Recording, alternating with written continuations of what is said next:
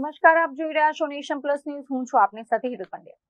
વડોદરા વાસીઓ જેની ચાતક નજરે રાહ જોઈ રહ્યા હતા તે મેઘરાજાએ આખરે વડોદરા શહેરમાં પ્રચંડ એન્ટ્રી લીધી છે. છેલ્લા ઘણા દિવસોથી પડી રહેલી અસહ્ય ગરમી અને અકળાવનારા ઉકળાટ બાદ આવેલા વરસાદે વડોદરા વાસીઓને ગરમીથી રાહત આપી છે. હવામાન વિભાગની આગાહી વચ્ચે વડોદરા શહેરમાં મેઘરાજાનું પુનરાગમન થયું છે. છેલ્લા એક અઠવાડિયાથી તાપમાનનો પારો ઊંચો જતા વડોદરા વાસીઓ બફારાથી તોબા પોકારી ઉઠ્યા હતા. ત્યારે આજના આ વરસાદે લોકોને મોટી રાહત આપી છે. ગત રાત્રે શહેરના પોશ ગણાતા અલકાપુરી રેલવે સ્ટેશનના આસપાસના સયાજીગંજ તેમજ ગોત્રી અને અકોટા સહિતના પૂર્વ પશ્ચિમના વિસ્તારોમાં રાત્રિના સમયે વીજળીના કડાકા ભડાકા સાથે વરસાદી ઝાપટું તૂટી પડ્યું હતું. વરસાદ એટલો ઝડપી હતો કે જોતજોતામાં રસ્તાઓ પર પાણી ફરી વળ્યા હતા. નીચાણવાળા રસ્તાઓ પાણી થઈ જતા વાહનોની ગતિ ધીમી પડી ગઈ હતી.